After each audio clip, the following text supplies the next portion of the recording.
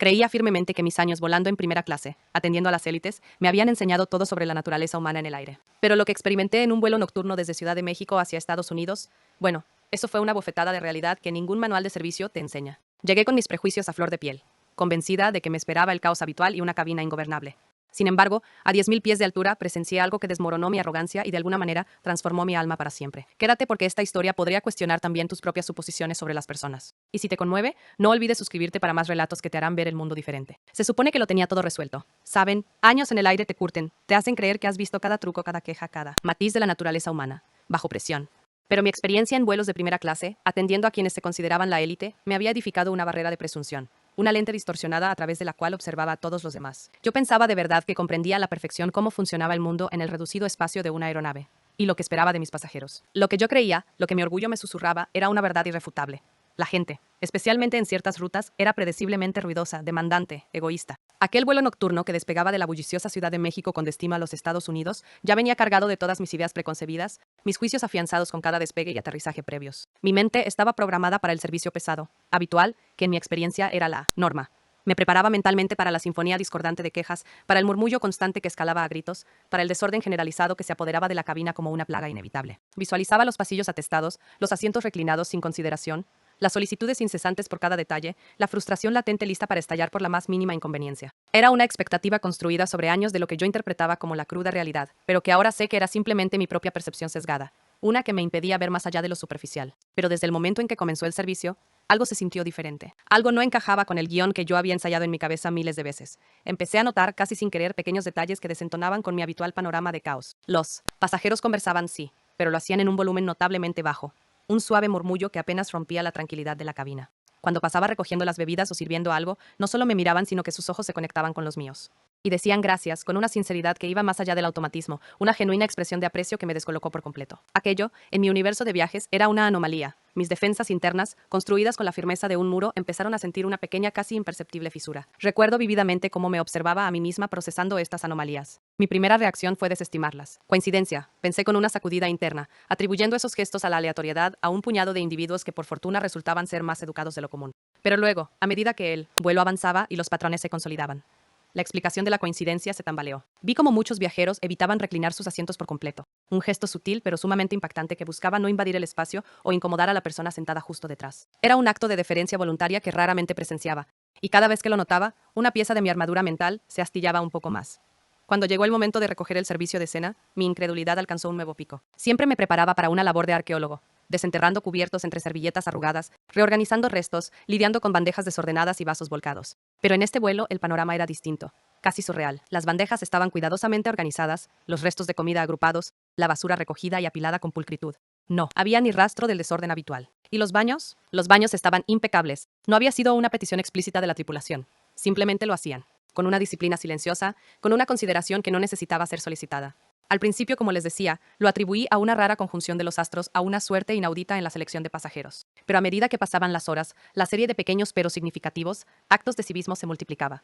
Y mi mente, acostumbrada a encasillar y juzgar, se quedó sin argumentos. Ya no sabía qué pensar. Mis esquemas se tambaleaban, mis cimientos profesionales, construidos sobre la base de la predictibilidad del comportamiento humano en situaciones estresantes o confinadas, empezaban a resquebrajarse. La arrogancia que me había acompañado durante años como una sombra protectora se sentía expuesta, vulnerable. Estaba presenciando un fenómeno que desmentía todo lo que creía saber, una silenciosa revolución de la buena voluntad. Y entonces, en la mitad del vuelo, la situación dio un giro que normalmente habría desatado el caos que tanto esperaba. Tuvimos una falla en el sistema de aire acondicionado. No era una emergencia grave, pero una parte significativa de la cabina se enfrió muchísimo, haciendo el viaje incómodo y gélido para muchos. Mi piloto automático mental se activó de inmediato.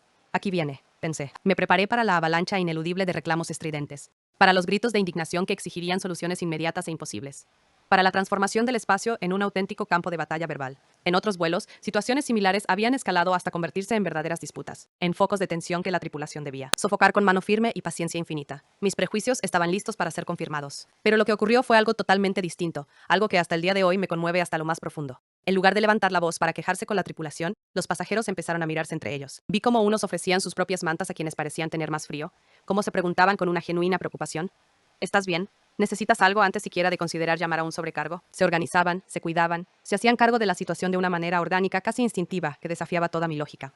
Y entonces, sucedió. Un hombre, con una mirada cálida y serena, se levantó de su asiento y se acercó a mí. Yo que estaba ocupada tratando de gestionar la situación, de ofrecer las pocas mantas extra que teníamos y de tranquilizar a los más afectados. Me detuve, esperando la inevitable queja. Pero no, con una humildad que me desarmó por completo, me ofreció su propia cobija.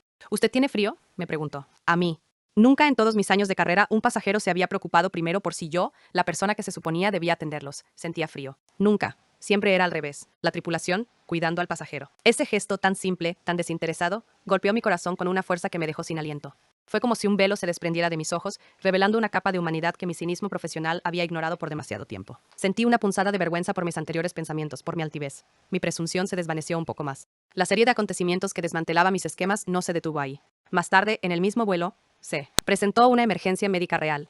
Un señor, unas filas más adelante, comenzó a quejarse de un dolor intenso en el pecho. Pedimos ayuda a través del intercomunicador. Y mi expectativa, de nuevo, era la de siempre. Pánico, gente asustada entorpeciendo el paso. Quizás algún médico que con suerte se ofreciera con alguna reticencia. Pero, una vez más, me equivoqué de forma espectacular. Varias personas se levantaron de inmediato sin un atisbo de duda ni de jactancia. En cuestión de segundos, teníamos a bordo a médicos a una enfermera. Se organizaron con una eficiencia y una calma que contrastaban con mi agitación interna. Trabajaron sobre el paciente con una profesionalidad admirable. Sus voces eran firmes, sus movimientos precisos. Poco después, me miraron y me comunicaron, con una autoridad tranquila, que la situación era delicada y que lo único responsable era aterrizar de emergencia en la terminal más cercana. Esa decisión, claro está, significaba un retraso monumental para todos. Significaría perder conexiones, alterar planes, causar molestias significativas. Mi mente se preparó para la nueva ola de enojo colectivo, para los gritos de frustración que según mi lógica eran inevitables. Anticipaba la indignación por el tiempo perdido, por el cambio de ruta. Pero lo que escuché, una vez que el capitán anunció la desviación y explicó la situación, fue otra vez una bofetada a mis prejuicios. No hubo quejas, no hubo protestas, solo un coro de voces, dispersas pero unánimes, que decían, la vida es primero. Hicieron lo correcto. Nadie discutió, nadie objetó. La prioridad colectiva era el bienestar de una persona, un desconocido por encima de la conveniencia individual. El paciente fue atendido a tiempo gracias a esa decisión y a la rápida intervención, y su vida se salvó. Y lo más impactante, lo que me terminó de desarmar por completo, fue que una vez que el hombre estuvo estable y fuera de peligro, los mismos médicos que habían ayudado, aquellos que habían retrasado su propio viaje por la vida de otro, se acercaron a nosotros, la tripulación, para darnos las gracias. Nos agradecieron a nosotros por haber facilitado su labor, por haber tomado la decisión correcta. Esa inversión de roles, esa humildad en la gratitud, me dejó removida por dentro, con una mezcla de vergüenza y asombro que no había experimentado en toda mi vida. Yo ya estaba, como les digo, profundamente impactada por esos eventos. Mi coraza de cinismo estaba ya bastante mellada. Pero lo que terminó de romper por completo mis esquemas, lo que pulverizó mis preconcepciones y me hizo llorar por una razón que jamás había imaginado, ocurrió. Tiempo después, en otro vuelo. Este era también un trayecto con un número considerable de pasajeros mexicanos a bordo, lo que para mi antiguo yo habría disparado todas mis alarmas y reafirmado mis expectativas de un vuelo desafiante. Pero esta vez ya iba con otra mentalidad. Ya no con la misma arrogancia, sino con una curiosidad teñida de escepticismo aún. Pero abierta a la posibilidad de que mis anteriores experiencias no hubieran sido meras coincidencias. En medio del viaje, el capitán informó que existía una amenaza de bomba. La voz, aunque tranquila y profesional, llevaba el peso de la seriedad de la situación. Debíamos aterrizar de emergencia de inmediato. He vivido situaciones de pánico. He visto a la gente empujar, gritar, desobedecer indicaciones y, en el colmo del egoísmo, intentar sacar sus maletas de los compartimentos superiores mientras se les pedía evacuar. He sido testigo de la desintegración del orden social bajo el estrés extremo. Mis nervios, como los de cualquier profesional de la aviación, estaban templados para esos momentos de crisis. Pero esta vez fue diferente. Radicalmente diferente. En lugar del caos, hubo un silencio aturdidor. Nadie se levantó sin una indicación. Nadie corrió. No se escuchó un solo grito histérico. Mis ojos recorrieron la cabina buscando el temido estallido de la anarquía. Pero lo que encontré fue orden. Una quietud tensa, pero una quietud al fin. En una de las filas, vi a una madre instintivamente llevar la mano a su bolso. Un reflejo automático de querer proteger sus pertenencias. Pero el hombre sentado a su lado, con una voz que transmitía una calma inaudita en ese momento de extrema tensión, le dijo suavemente: primero su hijo. Ella, sin dudarlo, soltó el bolso. Lo abandonó. Y tomó con firmeza la mano del niño que viajaba a su lado. Esa imagen, esa prioridad cristalina en el momento de mayor peligro, se me quedó grabada para siempre. Evacuamos el avión. Y lo hicimos con una disciplina que me dejó boquiabierta. Las instrucciones se siguieron al pie de la letra. No hubo empujones en el tobogán de emergencia, ni gritos, ni desesperación desmedida. Todos salieron y esperaron, durante horas interminables, en el aeropuerto alterno mientras el avión era revisado minuciosamente. Lo que presencié durante esa espera fue la manifestación más pura de solidaridad que había visto jamás. Compartían agua entre ellos, cedían asientos a quienes lo necesitaban más, cuidaban a los mayores, a los niños. Eran desconocidos pero actuaban como una verdadera comunidad, una tribu unida por la adversidad. Cuando, finalmente, se autorizó regresar al avión una vez que la amenaza fue descartada, el proceso de reembarque no fue el habitual. No hubo una lucha por ser el primero, ni empujones. Espontáneamente, sin que nadie de la tripulación lo pidiera, formaron un pasillo de honor para que abordaran primero los más vulnerables, las personas mayores, las familias con niños pequeños, aquellos con alguna discapacidad. No fue una elección colectiva. Y al sentarse, muchos se giraron hacia nosotros, la tripulación, y con los ojos brillantes de gratitud y alivio, nos dijeron: gracias por cuidarnos. Que Dios los bendiga. Yo que había estado conteniendo el miedo como una profesional, con la compostura y el rostro sereno que mi trabajo exigía, terminé llorando. Pero no lloré de alivio por haber sobrevivido a la amenaza de bomba. Lloré por otra cosa. Lloré por la abrumadora humanidad que estaba presenciando. Por la lección de civismo, de empatía y de altruismo que esos pasajeros me habían regalado. Mis años de arrogancia, mi convencimiento de que sabía cómo reaccionaba la gente, se desmoronaron por completo en ese momento, reducidos a escombros por la fuerza de una bondad incondicional. Ese día, a miles de metros de altura, en medio de una situación extrema, entendí algo que ningún manual de servicio al cliente me había enseñado.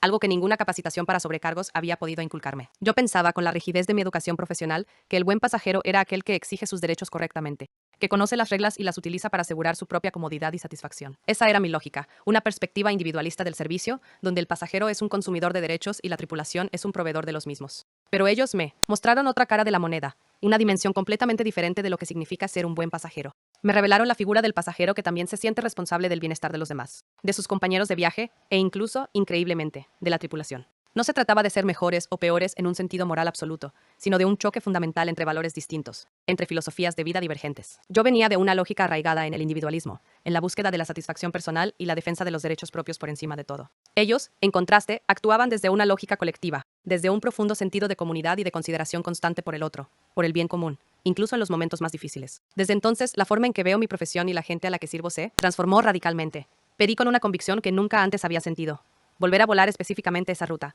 Y cada vez que tengo la oportunidad, confirmo lo mismo. Es una constante, una reafirmación de esa revelación. Pequeños gestos. El acto consciente de bajar la voz para no perturbar la paz ajena. La decisión de no incomodar al de atrás, al reclinarse. La disposición espontánea para ayudar a quien lo necesita. La gratitud expresada con sinceridad y mirando a los ojos. Cambian por completo un ambiente. No solo lo hacen más agradable, sino que lo elevan, lo dignifican.